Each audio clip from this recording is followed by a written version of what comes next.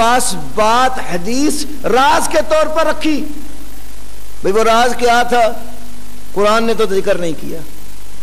کون سی وہ بیوی تھی؟ قرآن نے اس کا ذکر بھی نہیں کیا. اس نے وہ راز آگے دوسری کس بیوی کو بتا دیا؟ راز کیوں فاش کر دیا؟ نہ یہ وجہ بیان کی، نہ اس بیوی کا ذکر آیا جس کو آگے اس نے بتا دیا.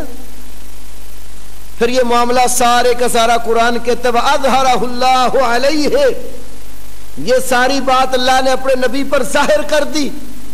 اللہ جو بات اپنے نبی پر ظاہر کرتا ہے، جو خبر اللہ اپنے پیغمبر کو دیتا ہے، اسے ہی تو وحی کہتے ہیں. اب وہ وحی کدھر ہے؟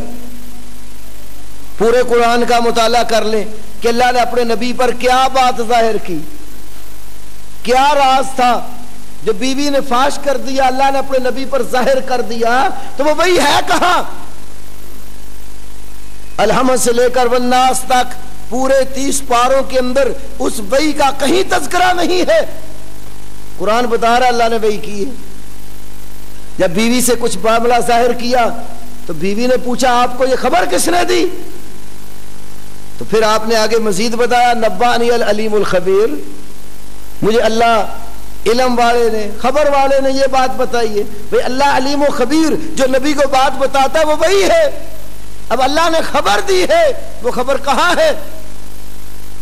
پورا قرآن چھان ماریے، آپ کو کہیں سے وہ خبر نہیں ملے گی جس سے معلوم ہوتا ہے کہ قرآن پاک کے سوا بھی کوئی وحی ہے جو اللہ نے اپنے نبی پر کی ہے. اور وہ وحی ہم کہتے ہیں حدیث اور سنت کی صورت میں محفوظ ہے. تو قرآن کے اس آیت کریمہ سے بھی پتہ چلتا ہے کہ اللہ تعالیٰ نے نبی کریم صلی اللہ علیہ وسلم پر کتاب کے سوا بھی وحی کی ہے. اور بھی بہت سارے احکام ہیں. اگر آپ اس جہت سے بھی دیکھیں کہ اللہ قرآن میں حکم دیتا ہے ایک کام کرنے کا، اتنی دیر تک کما حق کو ہو اس کو کوئی شخص کر ہی نہیں سکتا، ادا ہی نہیں کر سکتا جب تک اس کے ساتھ نبی کریم صلی اللہ علیہ وسلم کی حدیث اور سنت کو نہ ملائے. صرف اس کی بھی ایک مثال عرض کرتا ہوں. اللہ نے قرآن میں فرمایا وَلِلَّهِ عَلَى النَّاسِ حِجُّ الْبَيْتِ مَنِ اسْتَطَاعَ إِلَيْهِ سَبِيلًا، اللہ ہی کے لیے لوگوں کے ذمے ہر اس شخص پر جو بیت اللہ جانے کی ہمت رکھتا ہے بیت اللہ کا حج کرنا. اور کہیں اللہ نے فرمایا وَأَتِمُّ الْحَجَّ وَالْعُمْرَةَ لِلَّهِ، حج اور عمرہ اللہ کے لیے پورا کرو. حکم تو حج کا ہے. اب حج کرنا کہاں سے ہے؟ قرآن تو ایک حج کے عمل کی جو ابتدا ہے وہ بھی نہیں بتاتا. حج کہاں سے شروع کرنا ہے قرآن حکیم نہیں بتاتا. حکم ضرور دیا ہے حج کرنا ہے. جو استطاعت رکھتے ہیں اللہ تعالیٰ کی طرف سے ان کے ذمے بیت اللہ کا حج ہے. اب کہاں سے شروع ہوگا؟ قرآن نے مہینے بتلا دیے ہیں، نام نہیں لے کر، صرف اتنا بتایا الحج اشہر معلومات، حج کے مہینے معلوم ہے. اب وہ مہینے کون کون سے ہیں قرآن نے یہ بھی نہیں ذکر کیا. وہ بھی ہمیں رسول اللہ کی حدیث اور سنت سے ملیں گے. قرآن نے یہ بتلایا ہے کہ بیت اللہ کا طواف کرنا ہے. وَلْيَطَّوَّفُوا بِالْبَيْتِ الْعَتِيقِ، قرآن کہتا ہے کہ جو اللہ کا وہ بیت عتیق پرانا گھر ہے نا اس کے گرد خوب چکر لگانے ہیں. وَلْيَطَّوَّفُوا، یہ باب جو ہے نا اس کے اندر مبالغے کا معنی پایا جاتا ہے. وَلْيَطَّوَّفُوا، خوب چکر لگاؤ بیت اللہ کے گرد. اب چکر کہاں سے شروع کرنے ہیں اور ختم کہاں کرنے ہیں اور کتنے لگانے ہیں قرآن اس سے بھی خاموش ہے. قرآن یہ کہتا ہے وَاتَّخِذُوا مِن مَقَامِ إِبْرَاهِيمَ مُصَلًّى، مقام ابراہیم کو نماز پڑھنے کی جگہ بنا لو. بھئی مقام ابراہیم پر کتنی نماز پڑھنی ہے اور کیسے پڑھنی ہے قرآن یہ بھی حکم دے رہا ہے، لیکن آگے ان رکعات سے بھی خاموشی، اس کے طریقے سے بھی خاموشی. یا میں ایک اور بات عرض کرتا چلوں. بعض حدیث کا انکار کرنے والے لوگ کہتے ہیں کہ ہمیں قرآن سمجھنے کے لیے حدیث کی ضرورت نہیں ہے، ہم قرآن کو عربی ڈکشنریوں سے اور عربی لغت سے سمجھ لیں گے. آج ہمارے پاس لغات موجود ہیں، ہر لفظ کا ترجمہ ہم ڈکشنری میں دیکھ لیتے ہیں، تو لہذا حدیث کی کیا ضرورت ہے؟ ڈکشنری سے ہی معنی معلوم کر کے قرآن کی تشریح تعبیر ہو جائے گی.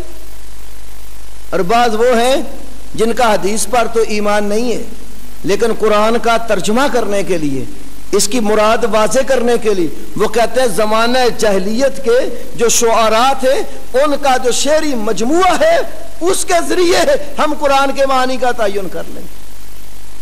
بھئی تمہارے پاس یہ دلیل کیا ہے اس بات کی کہ زمانہ جاہلیت کے جو شعراء تھے انہوں نے یہ کلام کہا؟ آخر 14.5 صدیاں بیت گئی ہیں اس سے، بلکہ پرانے زمانے کے وہ شعراء تھے، تمہیں کیسے پتا چلا کہ یہ ان کا کلام ہے؟ زمانہ جاہلیت کے شعراء کی طرف جو کلام منسوب ہے، جس کی نہ کوئی سند ہے نہ ہی اس کے لیے کوئی واسطے بیچ میں ذکر ہوئے، اس کو تو وہی الہی سے بھی زیادہ معتبر سمجھے بیٹھے ہیں. اور رسول اللہ صلی اللہ علیہ وسلم کے اقوال و افعال جو صحیح اسانید اور وسائط کے ساتھ ہم تک پہنچتے ہیں اس کی کوئی ویلیو اور اتھارٹی نہیں.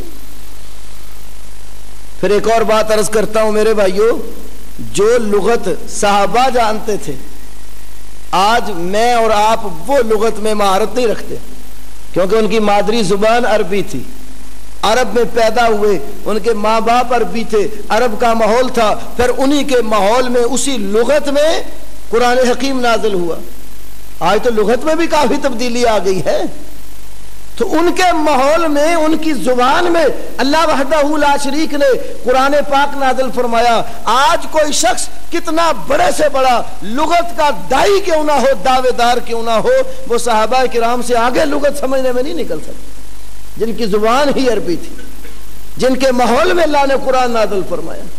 لیکن ہم دیکھتے ہیں وہ عربی زبان رکھنے والے جن کے سامنے قرآن کی آیتیں نازل ہوئیں، انہیں بھی کئی دفعہ عربی جاننے کے باوجود قرآن حکیم کی کئی آیات کی تفسیر سمجھ نہیں آئی، انہیں اللہ کے رسول کی طرف ہی رجوع کرنا پڑا. مثلا اب یہ لفظ ظلم ہے، عام سا لفظ ہے، کوئی مشکل بھی نہیں ہے. عام عربی جاننے والا سمجھتا ہے کہ ظلم کا معنی ہے وضع الشیء فی غیر محلہ، کسی چیز کو اس کے مقام سے ہٹا کر نامناسب مقام پر رکھ دینے کا نام ظلم ہے. جب اللہ نے یہ آیت کریمہ نازل فرمائی کہ الذین آمنوا ولم یلبسوا ایمانہم بظلم، وہ لوگ جو ایمان لائے اور ایمان لا کر اپنے ایمان کے ساتھ ظلم کا انہوں نے اختلاط نہیں کیا، وہ امن اور ہدایت والے ہیں. جب یہ آیت نازل ہوئی صحابہ پریشان ہو گئے. بھئی ایمان لا کر جو بندہ ایمان کے ساتھ ظلم کو گڈ نہیں کرتا، ہدایت اور امن والا تو وہ ہے، کون سا ہم سے وہ بندہ جسے ظلم نہیں ہوتا؟ چھوٹا موٹا ظلم زیادتی ہر شخص ہی کر بیٹھتا ہے، تو ایمان لا کر ظلم کرے گا تو پھر ہدایت یافتہ نہیں ہوگا، امن اور اطمینان والا نہیں ہوگا. اللہ کے نبی سے کہا، صحیح بخاری میں حدیث، اینا لم یظلم، اللہ کے رسول صلی اللہ علیہ وسلم کون سا ہم میں سے وہ شخص ہے جس نے ظلم نہیں کیا؟ ہر شخص سے کوئی نہ کوئی ظلم ہو جاتا ہے. تو آپ نے فرمایا اس آیت کریمہ میں ظلم سے مراد وہ نہیں جو تم سمجھے ہو، یہاں ظلم سے مراد وہ ظلم ہے جس کا ذکر حضرت لقمان اپنے بیٹے سے کر رہے ہیں. یا بنیا لا تشرک باللہ ان الشرک لظلم عظیم، اے میرے بیٹے اللہ کے ساتھ شرک نہ کر، یقیناً شرک ظلم عظیم ہے. جو ایمان لا کر شرک نہیں کرے گا وہ ہدایت یافتہ، جو ایمان لا کر شرک کرے گا وہ نہ ہدایت والا ہے نہ امن والا.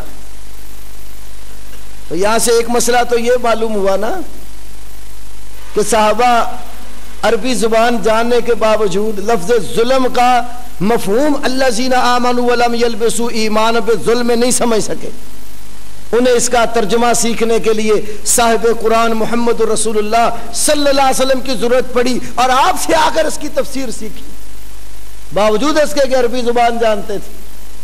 دوسرا مسئلہ یہ بھی معلوم ہوا کہ بعض لوگ کلمہ پڑھ کر ایمان لا کر بھی شرک کر سکتے ہیں اور اس کے باوجود مشرک ہوتے ہیں، کیونکہ اللہ تعالیٰ نے رسول اللہ صلی اللہ علیہ وسلم کے ذریعے یہ بات سمجھا دی کہ ایمان لا کر یہ شرک والا ظلم نہیں کریں گے تو پھر ہدایت یافتہ ہوں گے. معلوم ہوتا ہے بعض لوگ ایمان لانے کے باوجود بھی شرک والا ظلم کر بیٹھتے ہیں، اور ایمان لا کر کلمہ پڑھ کر شرک والا ظلم کریں گے تو پھر وہ امن و ہدایت والے نہیں ہوں گے.